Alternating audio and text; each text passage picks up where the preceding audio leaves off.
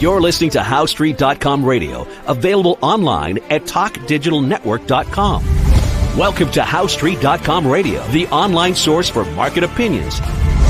Here is Jim Goddard. My guest is market historian Bob Hoye. He's the chief investment strategist for chartsandmarkets.com. He's speaking to us from Vancouver. Welcome back to the show, Bob. Yeah, Jim, to be good with it's good to be with you and with our listeners out there. Now, Vancouver, very rainy. We have a so-called atmospheric river. We used to call these pineapple expresses because the weather system comes up from Hawaii.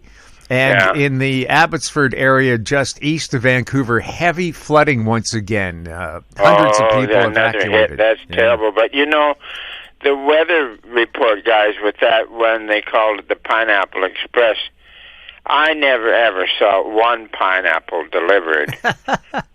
And what the term they're using now is the atmospheric river, and by gosh, I think that is accurate. And unfortunately, we had a horrible one, and now there, as you say, there's another one coming. Yeah, well, it's already hit. Heavy flooding in Whatcom County, Washington State, just south of the Canadian border. Yeah. Yeah. Anyway, nothing that we can do about it, no matter how much money you put into the market. You talk about... I'm 17 stories up, Jim. I'm only 8. No, but also on high ground. I think the ground here is about 300 feet above the ocean. I'm overlooking the Fraser River. I do have a life preserver on the balcony. It's for decorative purposes, but hey, anything in a storm. Now, I was going to say nothing we can do about it, but then I was going to say, what about market liquidity? Oh, boy, are we having fun today. Yeah, too much. Mm-hmm. And we're only drinking tea. We'll get into listener questions here. Our first one comes from Alvin. It's always nice to hear from the Chipmunks. Bob, you often say that the senior sovereign currency becomes tremendously strong during post-bubble depressions, but in all your previous historic examples, the currencies were backed by gold. How can you be sure that this is really just gold becoming stronger and not the currencies? Yeah, that's a good eye on that one. Now, the way I've been looking at it is that, one, the pattern is there, and back in the 18, 19, 20 period, 25, England was off of a gold standard, and you still had the Great Bubble of 1825 work out, and the Great Depression followed to 1895 or whatever it was, 20 years later, yeah. So I'm confident on that one, and so that makes the key pattern in a great financial bubble, and we have been in the greatest financial bubble, and it's become everything bubble. I think it'll all go down together. And now, specifically to treat with the U.S. dollar as the senior currency, I think the same thing will happen, and I always write it up that the senior currency becomes chronically firm. And the reason for that is that during the crazy mania, financial mania, most of the debt is done in New York City, being the financial center of the world. And then that debt is due and payable in U.S. dollars into New York. So the debt bubble, which everybody is imagining all kinds of things, is quite straightforward and the same as in the past. The problem is servicing the debt. So let's use Argentina as an example. The country has to sell something, tin or whatever, grains, cattle, in order to get their hands on dollars, in order to meet their obligations in New York. So to me, it'll work out again, and the fact that the U.S. is not on a gold standard won't change the pattern. The world owes U.S. dollars into New York, and you can consider it as an immense short position of dollars. And I'm staying with the story that the dollar is going to become chronically firm, and it's going to drive the policymakers wild. Can you imagine the Federal Reserve System being unable to depreciate its own currency? I mean, it boggles the mind, doesn't it? Yeah. Anyways, it's going to be interesting. And Alvin goes on to ask, given today's U.S. dollar fiat currency, might a post-bubble massive expansion of liquidity by the Fed have the effect of, in fact, weakening rather than strengthening the U.S. dollar during a depression? The point to be made is that in the 1929 crash, 1930s depression, in the 1960s, economic commentators said that the Fed tightened credit in 1929 into 1930, and that caused the depression.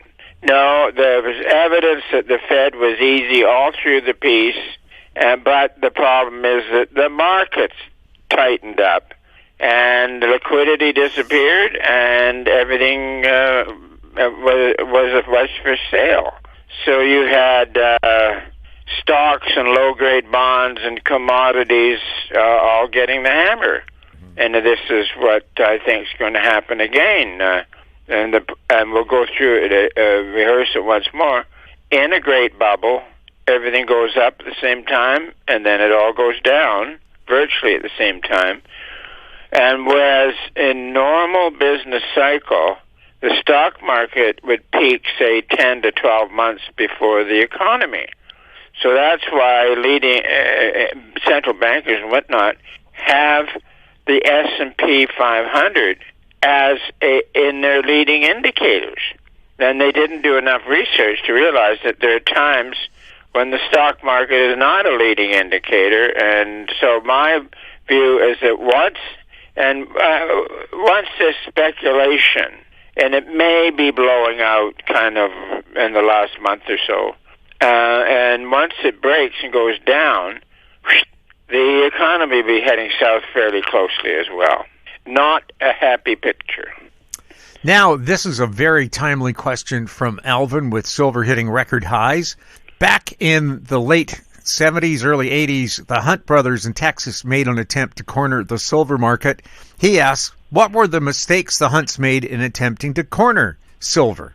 Oh, the big mistake was attempting a corner. Oh, yeah, and he got all kinds of, Middle Eastern money and on it, everything, and it just became a mania, and a mania blew out.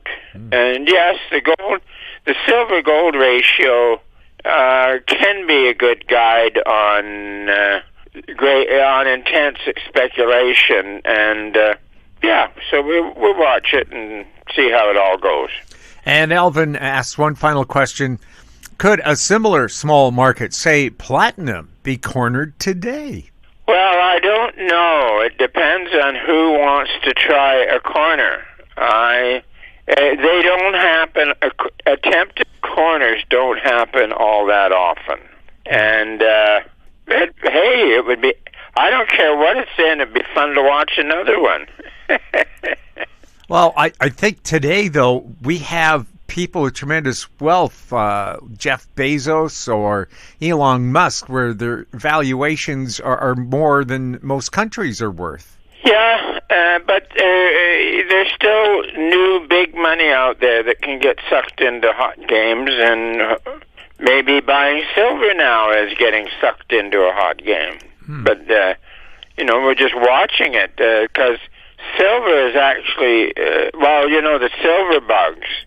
Every year they look at supply-demand fundamentals, and there's always a shortage of silver, so it's always going to go up. But they seem not to understand that silver has a very important financial aspect, and that is it can certainly go up, but it will signal the beginning of the next contraction, and we can discuss that on future editions. Well, also with silver, again, it's used industrially. It's the best conductor of electricity. So, it has a lot of industrial uses. A solar panel uses something like 2/3 of an ounce of silver to be made. And solar panels are everywhere now. So, it is being consumed. It isn't just sitting in a vault somewhere. Yeah, I know. And it was the same in 1929 as well. There's always unique reasons at the top of a bubble that it's going to keep going. And I think I'm just open-minded on it, watching, hey, we have huge action. It's the everything bubble. And it's let's put it this way, Jim, it's beginning to falter. So we'll just see. And on our work back in April, it was that you could have a strong markets up to mid-year, and then when we got to mid-year, we looked at it and said, hey, this can be really strong into September. I think the high was October 29, so close enough. And the market, as we say, is faltering, and that is a warning signal, just the faltering itself. Now we go to questions from longtime listener Willem Grooters in the Netherlands. His first question: I see a number of indications that could point to a major multi-decade market mania. Just look at the silver-gold ratio going ballistic. People have listened to HowStreet.com for years, know the real meaning of the silver-gold ratio. Bob, what is the meaning? Yeah, well, we just finished talking about it. Yeah. Yeah, it gives, when it gets dynamic, it gives a signal. All you have to watch is for the reversal. Ah. And now, as to this mania now continuing, in my mind, that is highly unlikely. I think we're close. If the top's not in already, it's very close to it. And further from Mr. Grooters, the Fed cutting rate and announcing starting to buy T-bonds out of the market made all the gold, silver, and commodity bugs come out of the woodwork in droves to say that 2026 is going to be the bull year for the precious metals and commodities, but U.S. Treasuries with maturities of up to, say, 5 years are far from convinced that good times are here again. The yields on those maturities are going down or staying flat. What's the story there, Bob? Well, let's just cover interest rates. Yeah.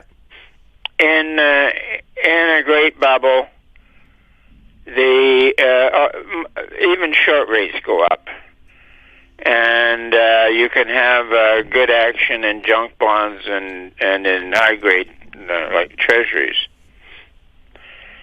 And then one of the keys is that when the T-bill rate, 3-month T-bill or 6-month, whatever, turns down. Now, in June of 1929, the 3-month bill was at 5%. And it had dropped significantly by the end of September. And the Fed didn't do its cut in the administered rate until the end of October. And we've recently done a chart here that our listeners may be interested in. Is we've just taken the history of the Federal Reserve announced rate changes with the T-bill rate, and the T-bill rate leads the Fed. So some would say, oh, wow, the T-bill rate's discounting that the Fed is going to do something, and I would suggest that T-bill rates going down, the Fed has to follow with a rate cut. Now, the Street is also celebrating that a series of rate cuts is going to be good. Declining short rates, whether it's T-bills or the Fed following with administered rates, is your worst nightmare. And it's very simple. In a boom, short rates go up, and in a bust, short rates go down. And I've traced that way back, and then even back in the 1825 bubble, I did get some indications of interest rates. So, it probably has worked forever. So,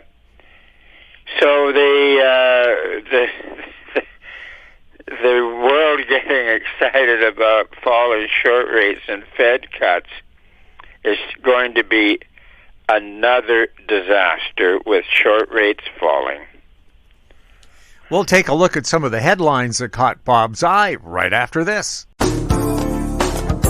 Don't miss out. Stay informed. Receive the HowStreet.com weekly recap with thought-provoking podcasts, radio, and articles delivered to your inbox. Sign up for the HowStreet.com weekly recap on our homepage at HowStreet.com. Welcome back. We're speaking with Bob Hoye. First headline from Zero Hedge. Silver shrugs off hawkish cut fears. Goldman traders note it's different this time. Oh, Bob, how many times have we heard when there's a peaking stock market, it's not going to crash. It's different this time. How many times have we heard that? Oh, I think it occurs with every, hot market. They think, we've got the special story this time, and it's going to continue. Ha! So basically, our headline is going to be, it's different this time. No, it's not. Yes. Good editing. From Yahoo Finance. Many transformative business opportunities in Canada will be driven by government initiatives in the near term. Yeah, driven out of the country, I'll tell you.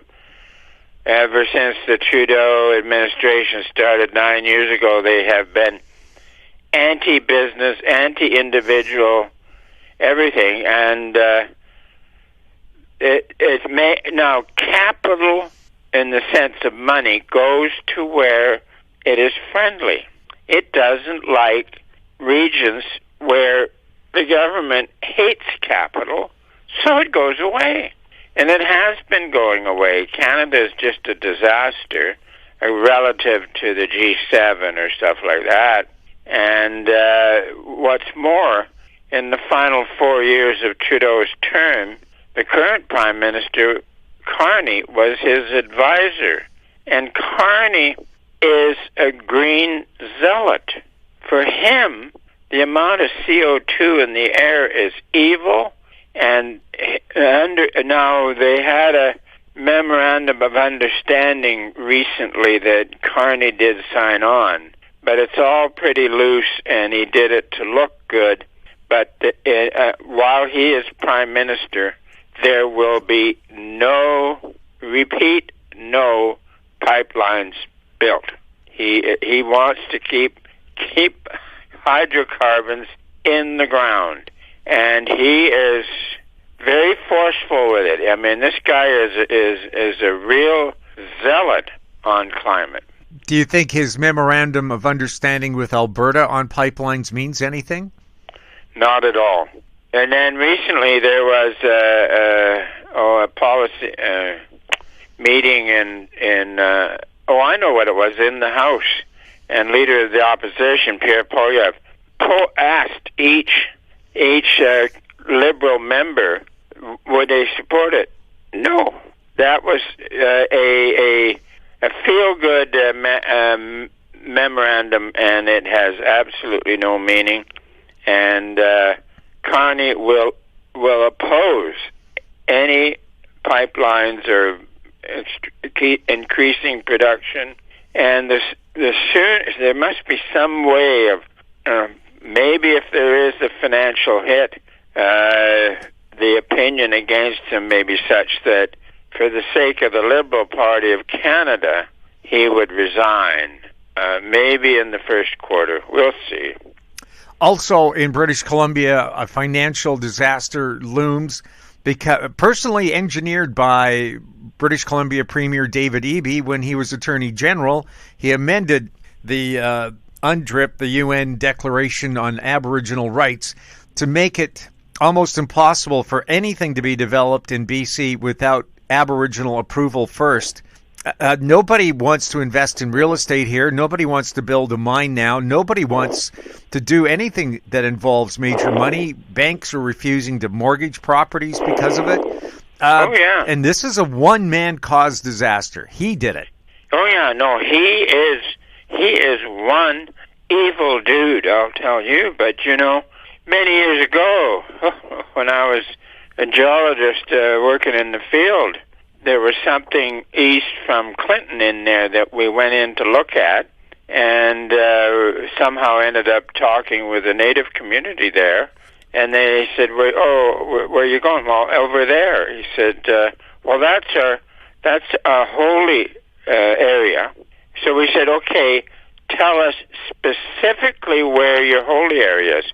No, you tell us where you want to go.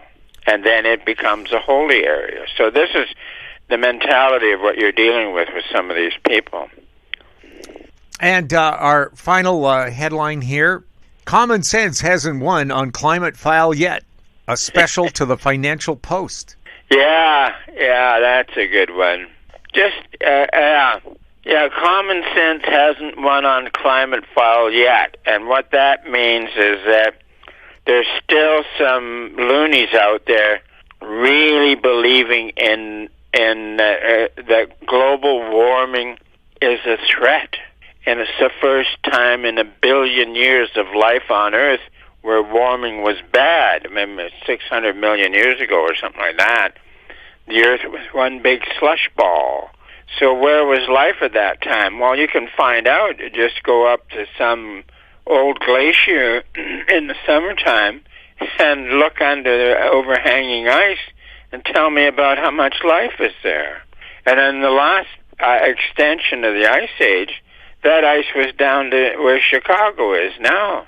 So let's imagine we're in Chicago, lift the ice field up, and what kind of life would be there? So the cult that is pushing that warming is bad is absolutely insane. Before we go, you have a little Christmas story for us from the past. A little anecdote. Yeah, this is when I was at university, and my family was still living in Penticton, in one of the valleys in southern British Columbia. So we went back from university on Christmas break, and we decided we were going to get some really good stuff to drink. And it was, maybe a 40-minute drive to the border, U.S. border. Once you got across, the guy there would sell you anything because he knew that our age didn't matter because we were heading back into Canada. And so I thought I had to get the real high-test stuff. It was 151 overproof rum. So I stashed that under the back porch steps. And then when we'd go out, my chums would call at the front, and I'd go out the front door, double back to the porch, get the big bottle out, and then pour off a little into a flask I had, and then put it in my pocket, and then we go back to the street and head out wherever we were partying. So this one time I doubled around there, and imagine a snowy yard, and I'm pouring it off. The back door porch door opens, the light comes on, my mom's standing there and looking down, and she is now, "Son, are you sure this stuff won't freeze out here?" And that would not freeze. So I said, "No, Mom, it's not going to freeze." Ran down the driveway, got with my friends, and I think we probably had a pretty good party. 150 proof, I would think so. Oh, yeah. And yes, it won't freeze. Isn't that antifreeze? Just didn't they spray the same thing on airplane wings to keep them from freezing up? Yeah, 151 overproof rum. Best of the season for you, Bob. Yep, Jim, and look forward to talking next time. My guest has been market historian Bob Hoye. He's the chief investment strategist for chartsandmarkets.com. If you have any questions for Bob, you can send them to info@housestreet.com. Our YouTube channel is Talk Digital Network. Find us on X @HoweStreet. We're also on Facebook. I'm Jim Goddard. Thank you for listening. Comments made on HoweStreet.com radio are an expression of opinion only and should not be construed in any matter whatsoever as recommendations to buy or sell any financial instrument at any time. Available online at TalkDigitalNetwork.com. HoweStreet.com radio is a production of HoweStreet Media Incorporated.